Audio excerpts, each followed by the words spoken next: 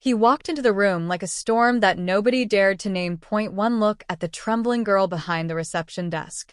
One glance at the broken vase on the floor beside her feet. And just like that, his jaw tightened. His eyes went cold. "Fire her," he said. Quietly, calmly, like she meant nothing at all. The girl didn't cry, didn't beg, didn't even look up. She just picked up the shattered pieces with her bare hands, one by one, and whispered something nobody could hear. But as the security team reached for her arm, a voice from across the lobby cut through the silence like a blade. "Stop." It was his assistant, and he was holding a phone. His face had gone completely white. "Sir, you need to see this footage. Right now. Viewer must keep watching." The story begins. His name was Kang Jae-won. And in this city, that name meant one thing: power. Not the kind of power that came from titles or elections. The kind that came from silence. From the way other men looked away when he entered a room. From the fact that 3 of the most dangerous crime families in East Asia had sent him gifts on his birthday. Not out of friendship, but out of respect. Fear, actually. But nobody said that word out loud. High Voltage. Who is this man really?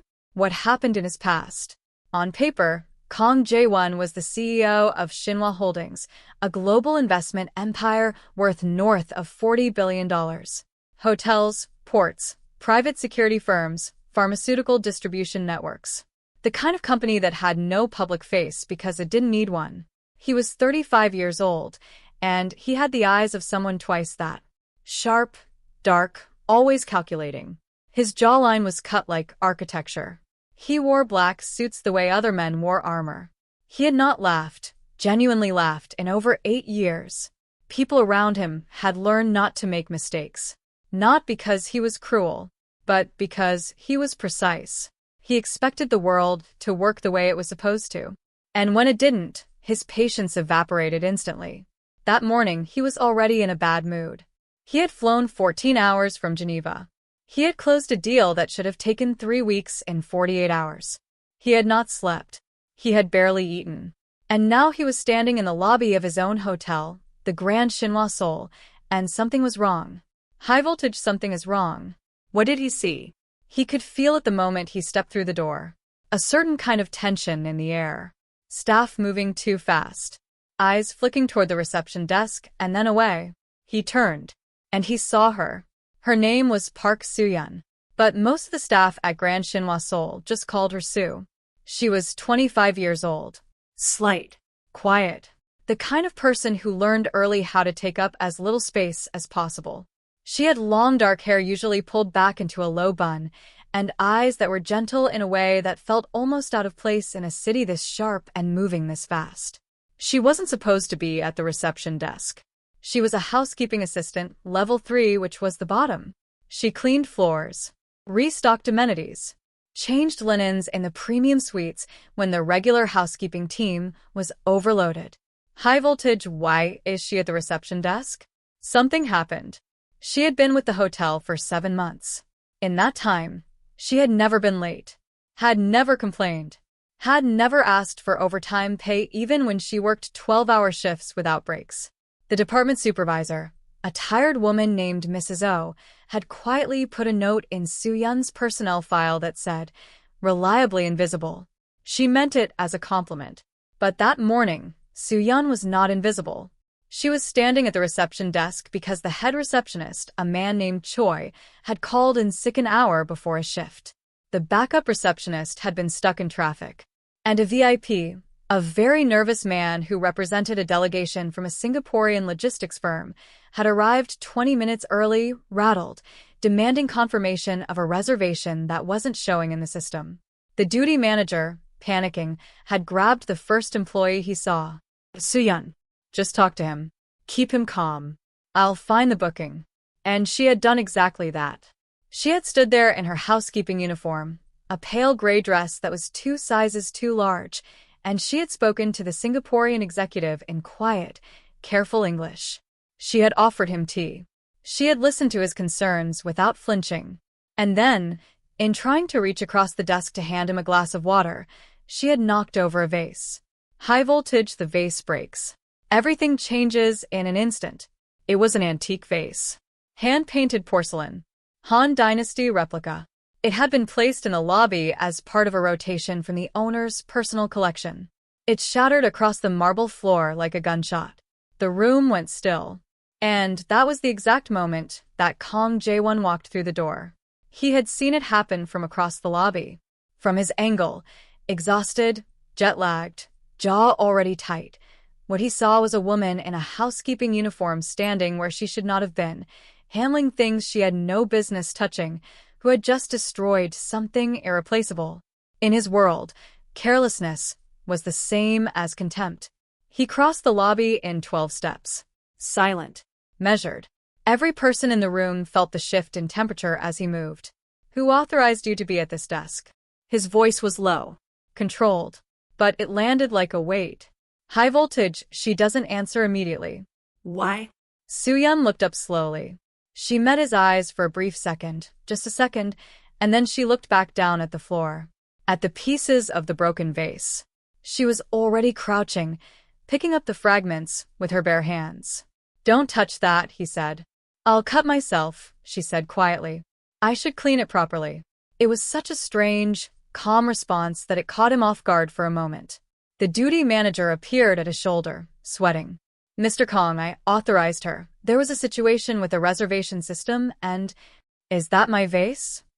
Kang Jae-won asked. His eyes had not moved from Soo-yeon. Yes. I'm sorry, I didn't think. Fire her. High voltage, 2 words. But something is wrong with this picture. The words fell out of him, without ceremony. Clean. Final. He had not done it out of cruelty.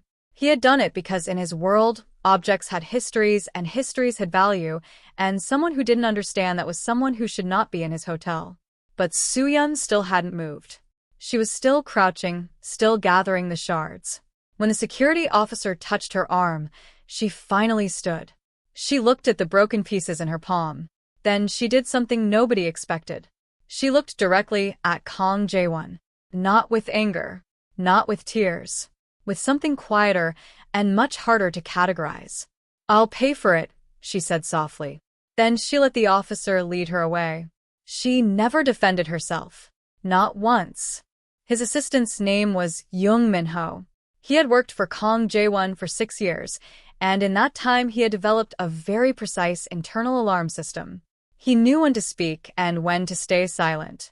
He knew when to bring information immediately and when to wait for the right temperature in the room. High voltage, the assistant has seen something. He's holding back. Right now, his alarm was screaming. Because 20 minutes earlier, before Mr. Kang had even landed, Min-ho had been reviewing the lobby security footage from the previous 2 hours. It was standard procedure when a VIP delegation was incoming. Check the lobby. Check the entrance. Flag anything unusual. He had found something unusual. He had watched the whole thing. From the beginning. The Singaporean executive arriving 40 minutes early, visibly agitated. The panic at the reception desk. The duty manager pulling the housekeeping girl over. Min-ho had winced at that because he knew that was a disaster waiting to happen. But then, he had watched what the girl did. And he had stopped the footage. And watched it again. High voltage, what did Min-ho see in the footage that changed everything? He had watched how she had calmed the executive in under 3 minutes. How she had pulled up the reservation herself on a secondary terminal with no guidance and cross-referenced it against the system backup that nobody had thought to check. How she had found the booking error, corrected it herself, and then quietly explained to the executive that it had been a system migration issue and that everything was confirmed.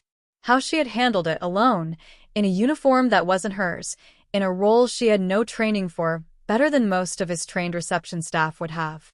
And then he had watched how she knocked over the vase. She hadn't been careless. She had leaned too far because the executive was hard of hearing and she was trying to speak to him without raising her voice, so as not to embarrass him in front of other guests. She had broken the vase, trying to be kind. Sir, Min-ho said quietly, stepping forward. Kang Jae-won turned. He recognized the expression on his assistant's face. It was the expression that meant, you need to stop what you're doing right now. You need to see this footage. Right now. They watched it together in the hotel's security monitoring room. Just the two of them, and the duty manager, who had gone so pale, he looked like paper. Kang Jae-won watched the full 43 minutes of footage without saying a single word. High voltage, he is watching himself be wrong. What will he do with that? He watched the executive arrive in distress. He watched the chaos at the reception desk.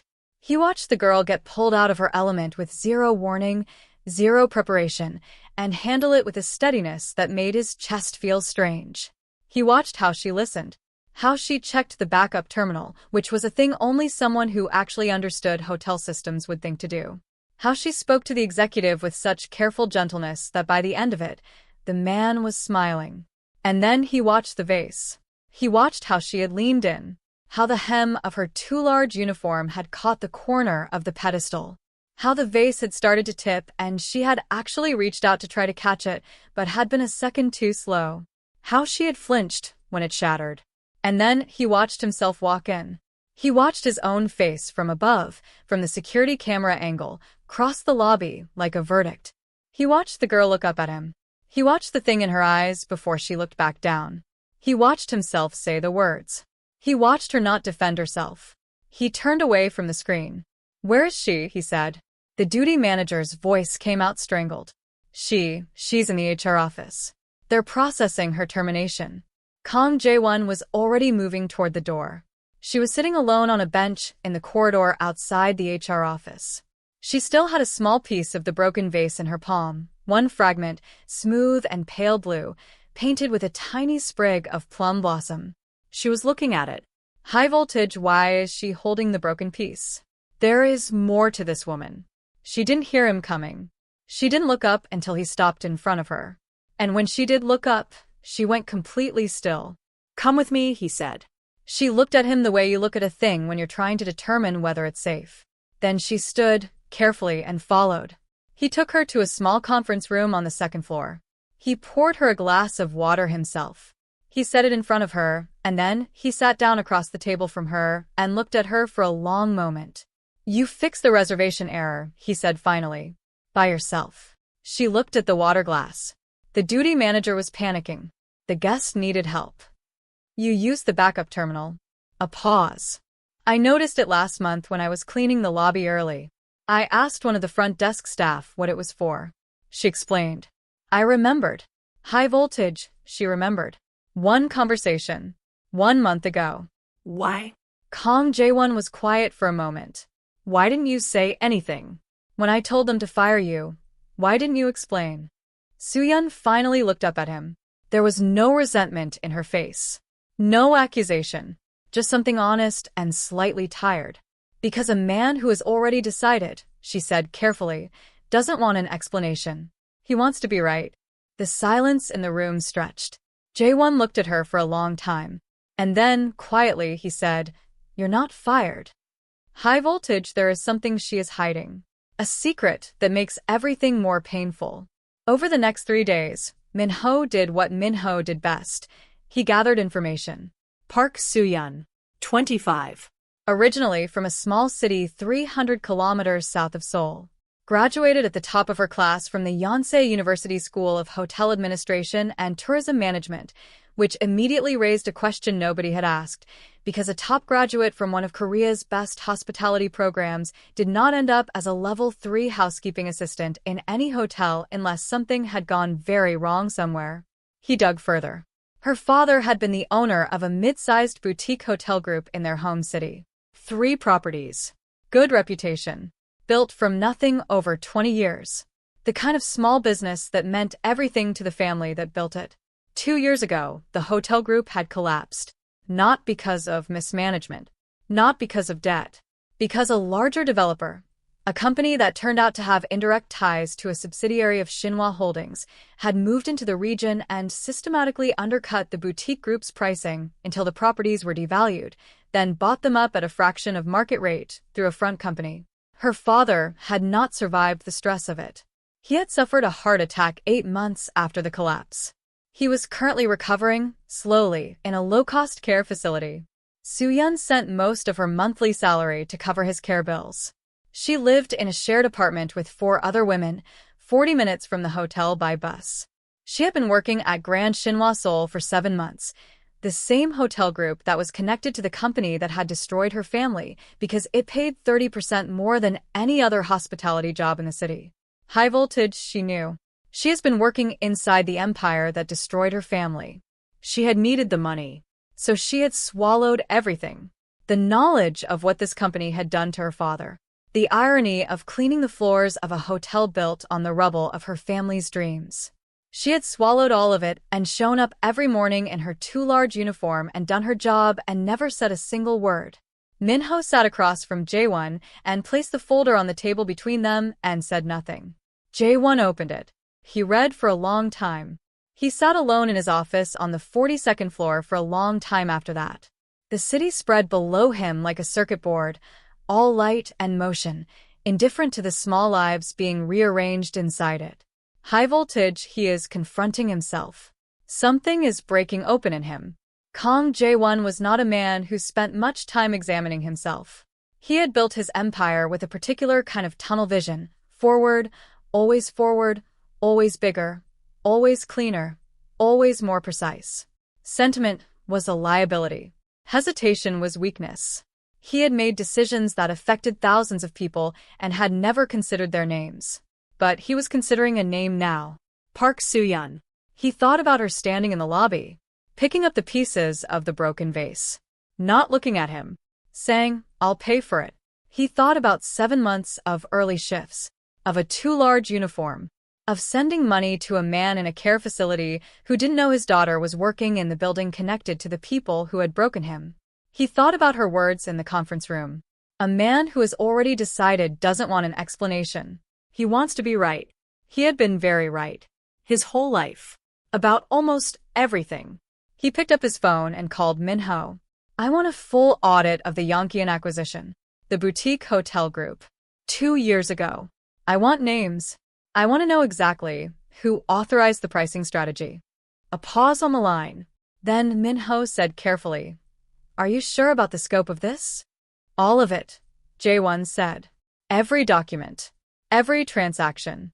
"And Minho," he stopped. "Find out her father's care schedule. Make sure the facility has everything it needs." Anonymously. He hung up before Minho could respond. Soo-yeon had been reassigned. Not fired, reassigned. And not back to housekeeping. She had arrived at work the morning after the conference room meeting to find a new access card waiting for her at the front desk. A level 7 clearance card. Guest experience liaison, special projects.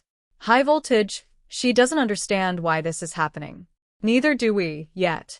She stood there holding the card for a full minute before she looked at the duty manager, who just shrugged nervously and pointed at an envelope with her name on it. The note inside had 4 words, written by hand in blocky, precise characters. "This is your place." No signature. She reported to a small office on the 3rd floor, which turned out to be a coordination hub for the hotel's VIP guest experience team. Her new supervisor, a brisk, professional woman named Kim Jae-won, looked at her level 3 uniform, looked at the level 7 card, and then looked at her for a long moment. "You speak English," Jae-won said. "Yes. And Mandarin." "Some Japanese." A long pause. "Right. Sit down." "We have a Bangkok delegation arriving Thursday." Soo-yeon sat down. She was very good at the job. She had always been very good at this kind of job. It was what she had studied for. It was what she had grown up doing, trailing her father through the properties he managed, learning from him how to read a room, how to anticipate what a person needed before they knew they needed it. High voltage, she carries her father's gift, and his ghost, everywhere she goes. She thought about him every day, about the way his voice had sounded the last time she called, slower now, careful, like a man learning to walk again. About the small care facility 300 kilometers away where he spent his mornings looking out a window at a garden. She hadn't told him where she worked. She had told him she was in Seoul in hospitality, doing well. He had told her he was proud of her. She had cried after hanging up, quietly, in her shared bathroom, for exactly 5 minutes. Then she had gone back to work. Over the next 2 weeks, Kang Jae-won found himself doing something he had never done before, paying attention to a specific person. High voltage, he is watching her. But not the way a man watches a woman, not yet. Something else is happening. Not deliberately. Not obviously. But she was in his hotel. And he was observant by nature. And he couldn't find a better word for it, remarkable. He watched her handle a difficult guest, a European financier with a tendency to be dismissive and loud, with a combination of calm authority and gentle redirection that left the man not only satisfied but apologetic. He watched her catch a logistical error in a banquet arrangement that would have embarrassed the hotel in front of 40 delegates. He watched her stay late, twice, to translate documents for a visiting legal team without being asked. He watched her eat lunch alone in the corridor outside the staff room, always with a paperback novel, always finishing in exactly 20 minutes, always cleaning up perfectly before she left. Once, he passed her in the hallway, and she looked up from her phone. They looked at each other for a moment. "Mr. Kang," she said politely, and stepped aside. "Mississippi Park," he said, and walked past. He thought about that exchange for the rest of the day. In his private office, he pulled out the folder again. He read about her father. He read about the Yonkian acquisition. The audit had come back. The pricing strategy had been authorized by a mid-level investment director named Shin, a man who had since been promoted twice. The strategy had not been technically illegal, but it had been deliberately predatory.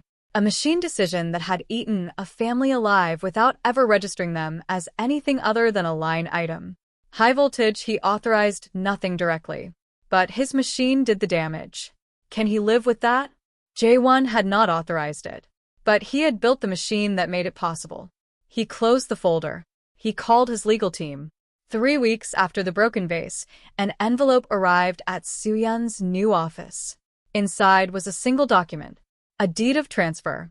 3 properties in Yonkian City, the same 3 properties that had been taken from her father 2 years ago, transferred back into the name of the Park Family Hospitality Trust. There was also a letter from a legal firm. It cited an internal review, a settlement, a compensation for market disruption. It said the transfer was final and unconditional. High voltage, she is holding her father's hotels in her hands. But she doesn't know how this happened. She read it 3 times. Her hands were shaking. She sat very still for a long time.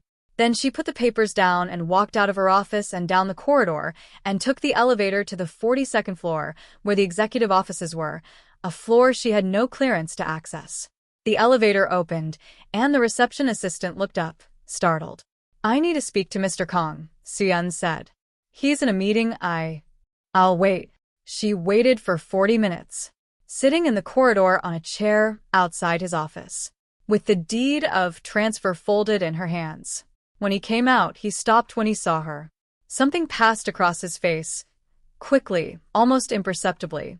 "Mississippi Park," he said. She stood. She held out the papers. "You didn't have to do this," she said. Her voice was very steady. "I didn't ask for this." He looked at the papers. Then he looked at her. "I know," he said. "That's not why I did it." High voltage, they're finally speaking honestly. And neither of them is prepared for it. He took her to the rooftop garden, 42 floors above the city, where nobody came at this hour. The Seoul skyline stretched in every direction, all that light and complexity, all those unseen lives stacked above and below each other. They stood at the railing for a moment without speaking. "How long did you know?" he asked. A pause. "Since the first week. I found a document in a room I was cleaning. A company filing. I recognized the subsidiary name." "Why did you stay?" She turned to look at him. "Because my father's care costs 400,000 won a month and this job pays better than anything else I could find. And because," she stopped. "Because?" She looked out at the city. "Because running away from hard things doesn't make them smaller. My father taught me that." He was quiet for a long time. "I didn't know about your family," he said. "Not when it happened. I want you to understand that. But I also know that doesn't change what happened." She nodded slowly. "I know. Your father's properties are his. Clean. No conditions. It's not payment. It's a correction." She turned to look at him. The city light caught her face in a way that made her look like something from a painting. "You can't correct everything," she said quietly. "But you can start." High voltage, something shifts between them. Something that cannot be undone.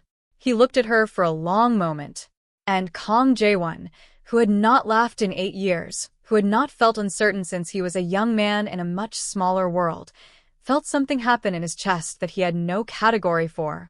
1 month later, Soo-yeon was reviewing guest feedback reports in her office when Min-ho appeared in the doorway. He was holding a small box. "From Mr. Kang," he said, and set it on her desk. She opened it. "High voltage, what is in the box? Why is this moment so loaded?" Inside was a piece of pale blue porcelain, carefully lacquered along its broken edge. Not repaired to hide the crack, but preserved, framed, almost. The Japanese art of kintsugi, the philosophy of fixing broken things with gold rather than hiding the damage. Except the lacquer wasn't gold. It was a deep, dark red. There was a card in the box, in his handwriting. "Some things are more valuable after they break." She sat looking at it for a long time. Then she picked up her phone, and she called her father. "Appa," she said when he answered. "Sienna." His voice, slower now, but warm. "Is everything all right?" "Yes," she said. "I have something to tell you. About the hotels." And for the first time in 2 years, she didn't cry after hanging up. High voltage, this is not the ending. This is where the real story starts. 6 weeks after the rooftop conversation, Kang Jae-won did something he had not done in all the years he had run Shinwa Holdings. He asked an employee to dinner. He asked Min-ho to arrange it, and then immediately told Min-ho not to arrange it, and then stared at his desk for 10 minutes, and then went to the 3rd floor himself. Soo-yeon was at her desk, reading a report. She looked up when he appeared in the doorway. He stood there for a moment that lasted approximately 4,000 years. "Dinner," he said. "Tonight. If you don't have other obligations." She looked at him with that expression he had started to recognize, the one that meant she was reading him, understanding something about him that he hadn't quite understood himself yet. "I have the late report to finish," she said. "Min-ho can." "I can finish it in an hour," she said. "Where should I meet you?" Something happened in his face. Something small and surprising, like a window opening. "I'll be outside at 8, he said. "I'll drive." She nodded. He turned and walked back down the corridor. He stopped at the elevator. He pressed the button. And then, quickly, to absolutely nobody, Kang Jae-won smiled. The broken vase sat on a shelf in Soo-yeon's apartment. The piece her father's hotels were rebuilt on. The crack sealed in dark red. Her father called her every Sunday now. His voice was getting stronger. He had started walking in the garden. He had started planning, carefully, tentatively, a return to the hotels. She had told him she would help.